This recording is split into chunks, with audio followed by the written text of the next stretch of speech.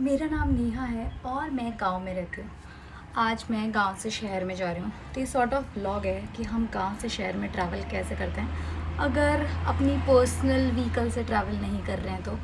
पहले ऐसा था कि हमारे गांव में एक रोडवेज़ आती थी और दिन में 4 से 5 वक्त आती थी। बट अब पता नहीं उन मनहूस लोगों को क्या हो चुका है। अब वो सब दिन में 2 ही बार आती है, एक बार सुबह जाती है गांव से और एक बार शाम को 7 बजे आती है वापस। तो कच्चे रूट की बसेस होती है। कच्चे रूट मतलब गाँव के अंदर से ऐसे घूम फिर के जाना, रोड्स जो मिट्टी वाली रोड्स होती है वो, तो कच्चे रूट की बसेस होती है। तो मैं उनमें ट्रैवल करना थोड़ा अवॉइड करती हूँ क्योंकि उसमें बहुत मिट्टी धूल ऐसा सा होता है, तो मैं पर्सनली ट्रैवल नहीं करती। वैसे तो मैं गुंडी बन के जाती हूँ बाहर, बट स्टिल मैं अवॉइड करती हूँ। तो अभी जो रोडवेज जाएगी 9 बजने से 15 मिनट पहले मैं उसमें जाऊँगी। सुबह पहले हो चुकी हूँ मैं तैयार। आज मुझे बहुत सारे काम हैं। एक तो मैं मेरी प्यारी सी लड्डू बच्ची मेरी भतीजी से मिलने जाऊँगी और मुझे बहुत सारे अपने सुंदर सुंदर सूट भी तैयार करने हैं, तो मैं टेलर के पास जाऊँगी और शायद चूड़ी भी ले आऊँ। सो वीडियो एंड तक देखना and do not forget to subscribe, क्योंकि आप लोग हमेशा भूल जाते हो। चाहे कुछ हो जाए, मैं बिना इस्त्री करे कपड़े नहीं पहनती। बेशक कितना ही सुंदर कपड़ा हो या फिर कोई कैसा भी ट्राउज़र पजामा कुछ भी हो, कपड़े हमेशा आपको इस्त्री करके पहनने चाहिए। क्योंकि होता है ना, कुछ लोग नहा के भी नहाए हुए नहीं लगते और कुछ लोग बिना नहाए भी ऐसे साफ़ सुथरे नैले धुले से अच्छे से लगते हैं, मतलब हाइजीनिक। तो कपड़े प्रेस करना निशानी है भाई। अगर आप कपड़े प्रेस करके पहनोगे तो आप एकदम ऐसे हाइजीनिक अच्छे प्रेजेंटेबल लगोगे। ये एक टिप थी। फिर मम्मी ने ज़बरदस्ती खिला दी रोटी। मम्मी को पता नहीं क्या लगता है जैसे अगले मुझे भूखा रखेंगे। भाई भैया भाभी खिला देंगे, बट फिर भी रोटी खा के उठा के अपने 2-2.5 किलो के सूट।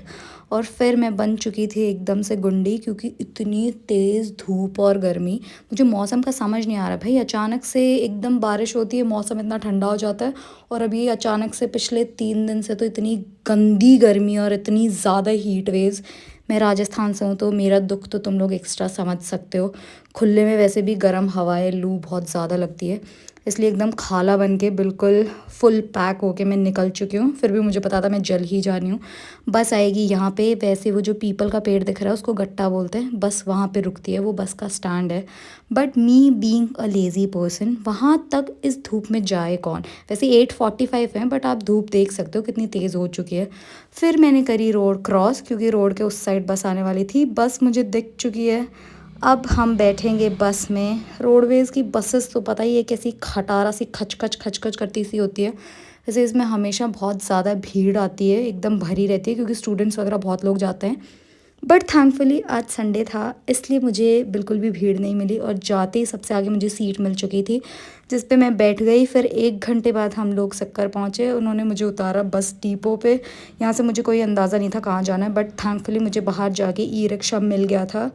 फिर ई रिक्शा करके मैं गई एकदम मार्केट में। मार्केट में भी सुबह 10 बजे मार्केट पूरा खुला नहीं था। अभी आंटी सफाई कर रही थी, आधी से ज़्यादा दुकानें बंद थी। ये देख के बिल्कुल भी जज मत करना कि सिक्कर का मार्केट ख़राब है। नहीं भाई, सिक्कर का मार्केट है हैपनिंग। ये वाली एक जो गली है ये बहुत ज़्यादा सुनसान है, पर मेरी काम की चीज़ें सारी यहीं मिलती है। मेरे प्यारे चूड़ी वाले भैया की दुकान भी यहीं है और मेरे टेलर भैया भी यहीं हैं। सिक्कर से मैं ज़्यादा शॉपिंग करना कुछ ऐसे प्रेफर करती नहीं हूँ, क्योंकि एक तो यहाँ पे बहुत एक्सपेंसिव मिलता है और यहाँ पे वैरायटी भी बहुत कम मिलती है। तो मैं बस यहाँ पे सिर्फ टेलर भैया और चूड़ी वाले भैया के लिए आती हूँ, और या फिर मम्मी औरों का काम। इतनी खुफिया सी जगह भैया ने दुकान बना रखी है, लिफ्ट है यहाँ पे, और ये मॉल अभी नया ही बना है, पर यहाँ की लिफ्ट भी काम नहीं करती है। बहुत ही पथेटिक। इन भैया ने पता नहीं कौन सी सीढ़ियाँ घुमा घुमू के लगा के अपनी दुकान बनाई है। पर कहते हैं ना, कुछ चीज़ें ऐसे मिलती बहुत मुश्किल से पर वर्थ इट होती है। तो भैया की दुकान है तो वर्थ इट। मतलब मुझे तो आज तक जितने भी टेलर मिले हैं, सबसे सस्ते और मज़ेदार टेलर भैया ही हैं। इनका नाम है रिया बुटीक। इनको 1.5 घंटा समझाने के बाद फाइनली सब कुछ समझा के यहाँ से मैं निकली। निकलने के साथ ही मुझे याद आया मुझे चूड़ी लेनी है। मैं गई भैया के पास, मैंने बहुत सारी चीज़ें देखी, कांच की चूड़ियाँ एंड ऑल। बट इस बार फॉर अ चेंज मैंने कांच की चूड़ियाँ नहीं खरीदी। मैंने सीप की चूड़ियाँ ली थी, वो भी सिर्फ 4 ही चूड़ी ली। फिर मैं निकल गई वहाँ से और मैं बैठी सिटी बस में, क्योंकि मुझे प्यारी गुड्डू बच्ची से मिलने जाना था। तो गुड्डू बच्ची के तक जाने के लिए मुझे बस लेनी पड़ी। भाई आई एम ग्लैड भैया मुझे गाड़ी से लेना है, स्कूटी से नहीं, क्योंकि मेरा बारबेक्यू हो चुका होता स्कूटी पे। इतनी गर्मी, लू, ऐसे बाहर निकलना इज़ वेरी बैड। फिर घर पहुंचते ही मैं भागी अपनी प्यारी गुड़िया के पास, बट गुड़िया सो रही थी। ये मुझे हमेशा ऐसे ही इग्नोर करती है। पिछली बार भी जब मैं इससे मिलने आई थी ये पूरा वक्त सो ही रही थी। फाइनली बहुत प्रयासों के बाद ये जागी और इन्होंने थोड़ा खेला। ये अभी भी थोड़ा ऐसे सारी चीज़ें एनालाइज़ कर रही है, कौन सी चीज़ क्या है। बच्चे बीइंग बच्चे, जो भी दिखता है सीधा मुंह में, बेशक टॉयज़ हो कुछ भी हो, इनको कुछ भी दे दो, इनको खिलौनों से खेलने से मतलब नहीं है, इनको सब कुछ खाना है। पता नहीं क्या ऑब्सेशन है बच्चों का। और बच्चे देखते ही मेरा ऐसा मन करता है किटी किटी का इनको खा जाए। इतने क्यूट होते हैं, इतने प्यारे होते हैं। ये रोते हैं जब थोड़ा गुस्सा आता है, बट इसने इतनी प्यारी शक्ल बना ली, मेरा ऐसे मन किया इसके गाल पकड़ के कूची कूची कर दे। इतनी खूबसूरत है ये बच्ची, थू थू बिल्कुल भी नज़र ना लगे। ऐसे इन बहुत सारे नज़र के टीके, इतनी प्यारी बच्ची, इसको खिला रहे। फिर मैंने देखे पेड़ पौधे, and me being a monkey, मैंने भैया को बोला मुझे पेड़ पौधे दे दो। तो भैया ने बहुत सारे पेड़ मुझे काट के दिए, थोड़े बहुत स्नेक प्लांट्स दिए थे, मुझे गुड लक प्लांट भी दिया, और मुझे शायद चमेली दिया था, चंपा, आई डोंट रिमेंबर, और बोगेनविलिया भी मुझे दिया। बहुत सारे मैंने भैया से पेड़ पौधे कटवा ली। एक तो मैं पूरा का पूरा गमला उठा के ला चुकी हूँ। मुझे पता है मुझे घर जाके बहुत डांट पड़ने वाली है, पर मुझे नहीं फ़र्क पड़ता, क्योंकि पेड़ पौधे लगाने चाहिए, एनवायरनमेंट के लिए अच्छा होता है और घर भी सुंदर दिखता है। फिर ये सारा सामान लेके भैया ने वापस मुझे वहीं ड्रॉप कर दिया जहाँ से वो मुझे बैठा के लाए थे। फिर से मुझे उसी सिटी बस के धक्के खाने पड़ेंगे। फिर बैठ के उसी सिटी बस में भाई मैं गर्मी से एकदम हाल बेहाल हो चुका था यहाँ तक मेरा। फिर मैंने सोचा मामी के घर जाती हूँ आधे घंटे तक, क्योंकि बस को आने में टाइम था। फिर मुझे दिखे ये सुंदर से मोर भैया, मैंने बहुत कोशिश करी है मुझे नाच के दिखाएं, पर पता नहीं क्यों मुझे देख के इन्होंने अपनी स्पीड तेज़ कर ली और भाग गए। शायद ये मुझसे डर गए थे।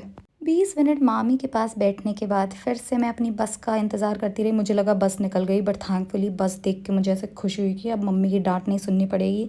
ये बस बताया था जैसे 2 ही वक्त आती है। तो 40-45 मिनट के बाद इधर उधर उछलने कूदने के बाद बस ने हमें स्टैंड पे छोड़ दिया, घर के पास नहीं छोड़ा बदतमीज़ ने। फिर थोड़ा वॉक करके मुझे घर तक जाना पड़ा। बज चुके थे 7 बजे मैं आ चुकी हूँ अब अपने घर। इतना सारा पोल्यूशन, गर्मी, सब में तंग होने के बाद भाई 7 बज चुके हैं, पर एकदम तेज़ धूप ऐसे निकल रखी है, समझ नहीं आ रहा क्या हो चुका है मौसम को। Thank you for watching, subscribe for more, और प्लीज़ गर्मी का ध्यान रखो, बाय।